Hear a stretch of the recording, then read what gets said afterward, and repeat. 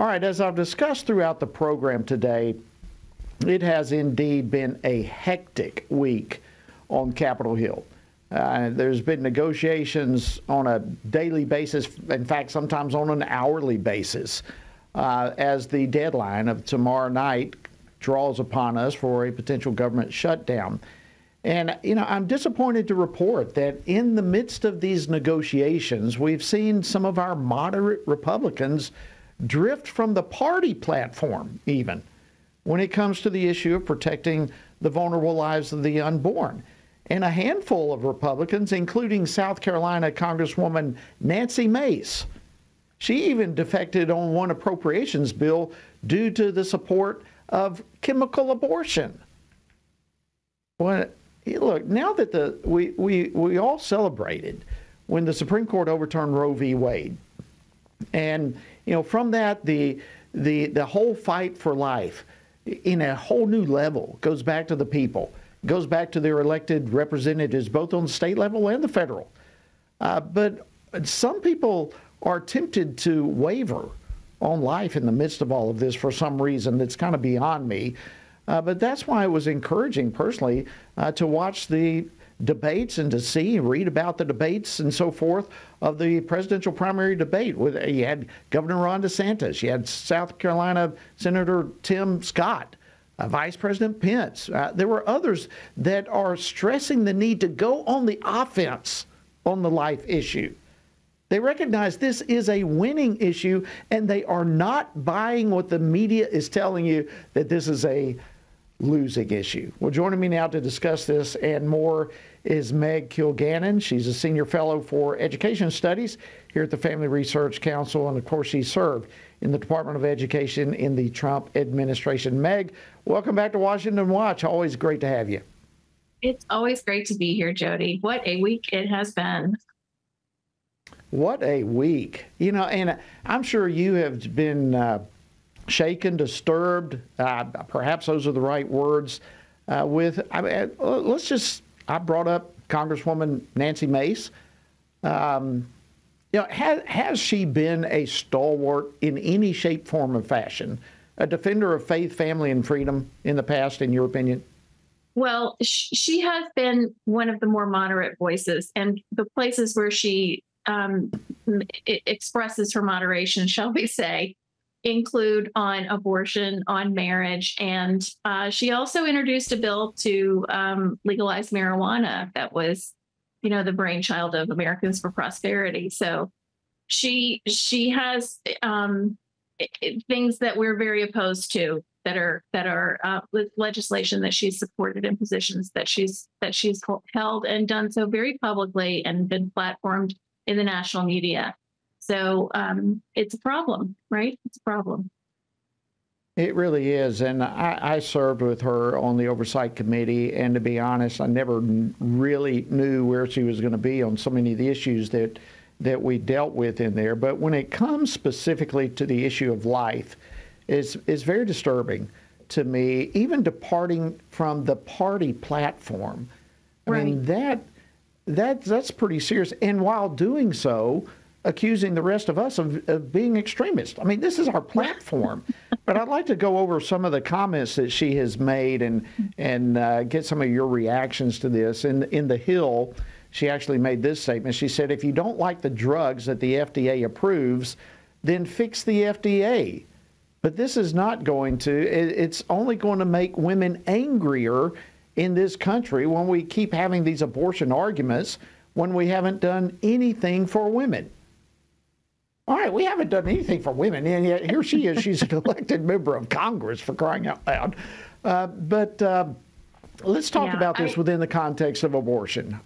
Sure. Are women angry? Are women angry about this? Well, I don't feel like people really care if I'm angry about this because I'm pro-life, and those kinds of comments sort of anger me when I see that that people are once again, and as so often they do, claim to speak for all women when they take the pro-abortion position. And we hear this all the time, of course, in the Democrat Party. But when you hear it on the Republican side, it really takes on a whole other dimension. it's unfortunate because many, many women are pro-life. Their daughters are pro-life. Their mothers are pro-life. No one thinks that abortion is a great idea. I mean, so few people would want to be in the position where that is something you consider, right? And so to focus on it this way, I just think is really unhelpful. And you know, the FDA withdraws drugs from the market all the time. They've withdrawn 12,000 drugs over the years, and it averages out to be about 1,200 drugs every year are withdrawn. And that doesn't even count the ones that get additional information put in the packets that go with the drugs to people at home. Like, you know, fixing the FDA is sort of a false a stalking horse, because that's not the issue here. The issue is we need to fix hearts, heal people, heal our culture, so that abortion is simply unthinkable, that every life in the womb is seen as being created in the image and likeness of God, that we all fight for and expect that life will be protected from conception to a natural death. Absolutely. And you know, when you were saying too that you know, this type of comment angers you as a mom, as a woman, I think you're right on. Nancy Mace and others like her certainly do not speak in behalf of all the women across this country. In fact, we've got this clip. I'm going to ask, pull up clip number 2, and let me get your reaction to this. Let's play clip number 2, please. As a Republican woman today in 2023, this is a very lonely place to be, because I feel like that I'm the only woman on our side of the aisle advocating for things that all women should care about. Well, right, so she's Jody, thinking this is for all women. Yes. All women absolutely do care about this issue. We just don't all share her position. I mean, to call herself being in a lonely place, I mean, I think the loneliest place you could possibly be is in a dorm room bathroom, having taken the morning after pill or taken a chemical abortion pill, and having to deal with this abortion all on your own.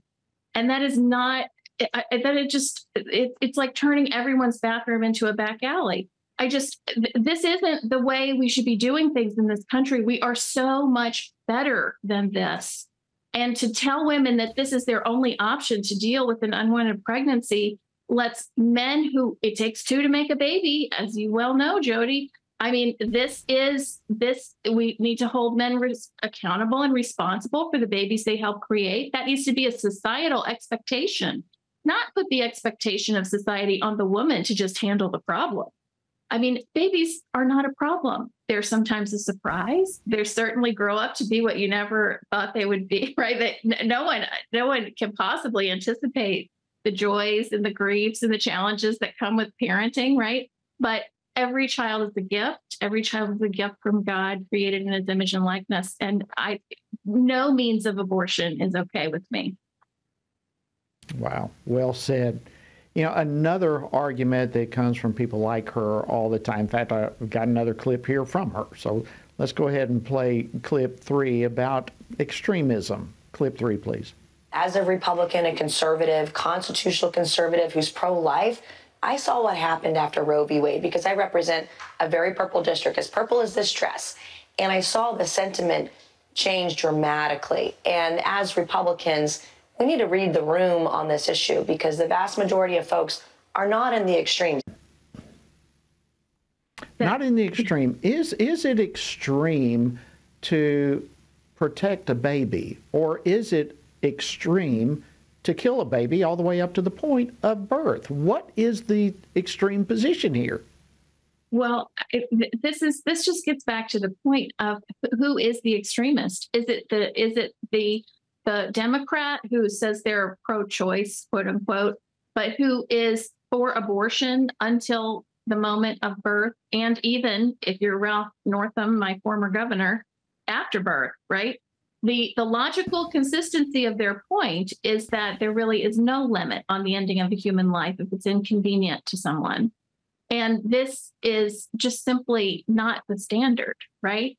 The standard is that everyone has human dignity. We are all created in the image and likeness of God, and our ability, it doesn't matter. I don't really care what you're going to achieve in your life. I hope that it is a fulfilling and achieving life, and I hope that you are fulfilling what God has put you on this earth to do. But even if you're going to be born and become a criminal or whatever, that doesn't change your right to life, right? Everyone has a right to life. And this point is missed so often. Absolutely. All right, I want to play one more clip for you and get your reaction, Meg. I don't know of anyone who can respond to these any better. I want to jump to clip number 5, please. Clip 5. No woman wants to go to the doctor and make the decision that she's going to have an abortion. Nobody wants that. And what are we doing to ensure that she doesn't have to make that decision? What are we doing about the foster care system? What are we doing about child care? We're doing none of those things.